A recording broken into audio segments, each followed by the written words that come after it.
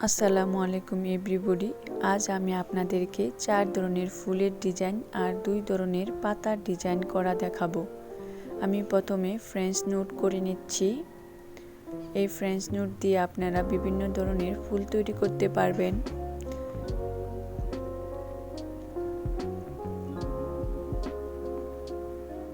ভিডিওটা ভালো করে খেয়াল করবেন, তাহলে আপনারা সহজেই এই সেলাইগুলো শিখতে পারবেন।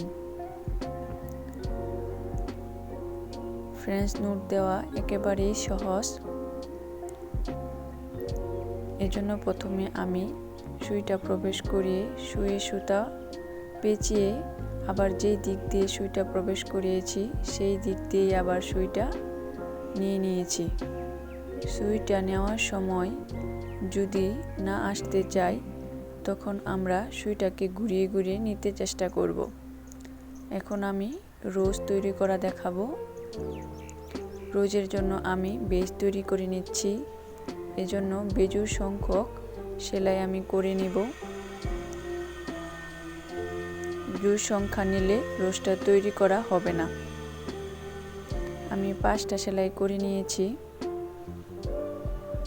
এখন সুইটা তুলে একটা বাদ দিয়ে পরবর্তী আরেকটা নিচ দিয়ে আমি সুইটা ঘুরিয়ে নিচ্ছি। এক্ষেত্রে কিন্তু আমি সুইয়ের পিছন দিকটা দিয়ে প্রবেশ করিয়ে নিচ্ছি।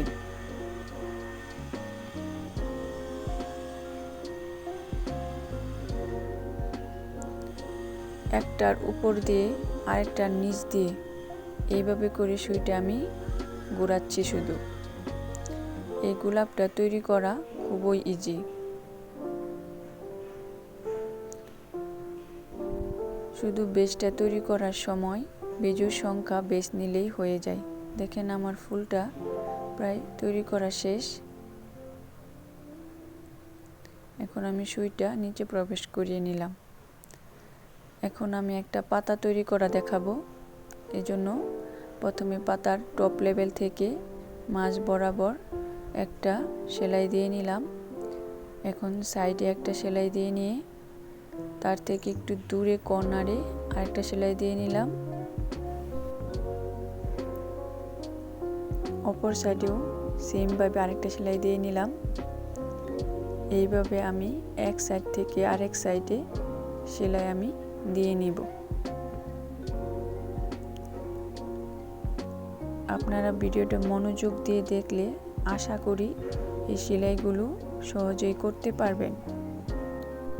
সেলাই হলো এক ধরনের শিল্প।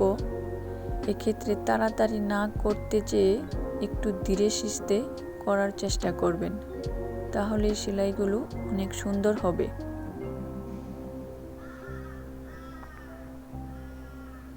এই পাতার ডিজাইনটা কিন্তু খুবই সুন্দর এবং খুবই সহজ। এইভাবে একটার পর আরেকটা সেলাই দিয়ে আমরা পাতাটা তৈরি করে নেব। পাতা তৈরি করার সময় অথবা যে কোনো কাজ করার সময় সুতায় পেঁচ লাগতে পারে, তখন ধীরে সুস্থে সুতাটা একটু খুলে নেবেন। পেঁচ লাগাটা স্বাভাবিক।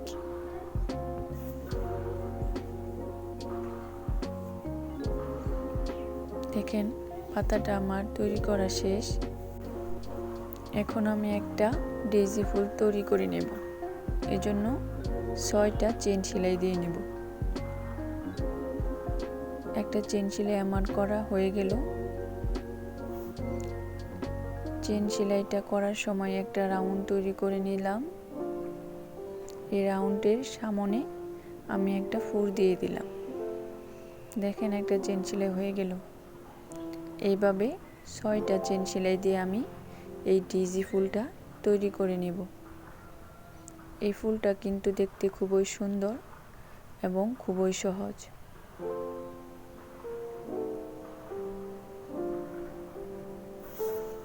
আমার ডেইজি ফুল তৈরি করা শেষ। এখন আমি শিউলি ফুল তৈরি করা দেখাবো। শিউলি ফুল তৈরি আমি করে নেব লং আর শর্ট স্টিচের মাধ্যমে।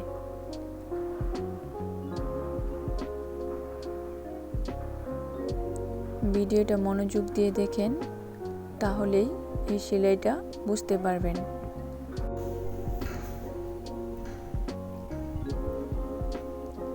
আমি লং আর শর্ট স্টিচের মাধ্যমে এই ফুলটা তৈরি করে নেব।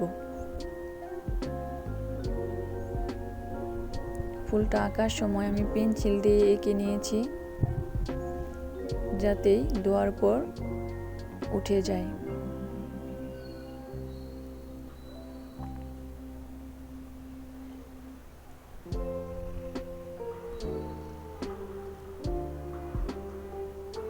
এভাবে লং আর শর্ট স্টিচের মাধ্যমে আমি ভরাট করে শিউলি ফুলটা তৈরি করে নেব। শিউলি ফুলের পাপড়িগুলো আমি সাদা দিয়ে নিব, আর বোটাটা আমি দিয়ে নিব হলুদ কালারের।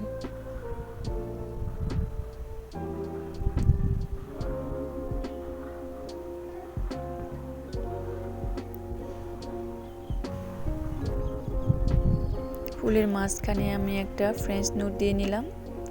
এখন বুটাটা করে নিচ্ছি। বুটাটা আমি লং আর শর্ট স্টিচের মাধ্যমেই করে নিচ্ছি। দেখেন কি সুন্দর আমার একটা শিউলি ফুল তৈরি হয়ে গেছে।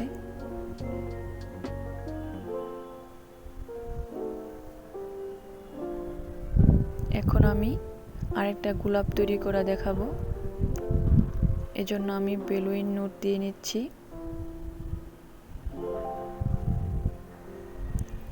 বেলুন স্টিচ দেওয়ার সময় আপনারা সুতাটা সুন্দর করে শুয়ে পেঁচিয়ে নেবেন।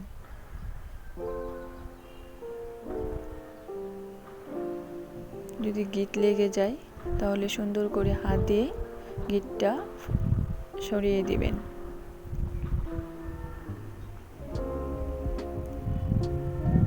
এখন যেখান থেকে ফুল তুলেছি সেইখানেই আমি সুইটা প্রবেশ করিয়ে সুইয়ের আগায় আমি সুতা পেঁচিয়ে নিচ্ছি।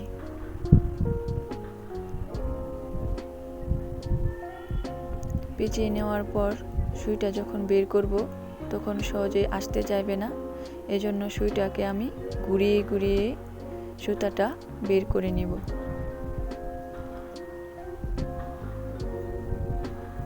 দেখেন আমার বেলুন স্টিচ হয়ে গেল। এইভাবে বেলুন স্টিচ দিয়ে আমি একটা ফুল তৈরি করে নিলাম।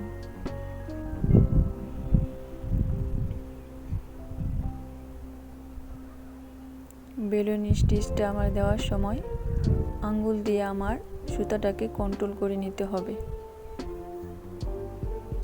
দেখেন কি সুন্দর একটা ফুল তৈরি করে নিলাম।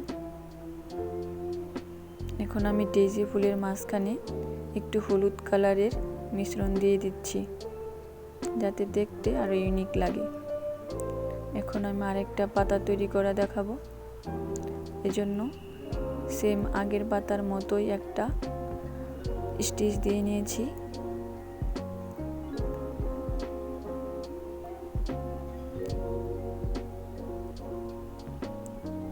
দেখেন এই পাতাটাও কিন্তু খুবই সহজ এবং দ্রুত করা যায়।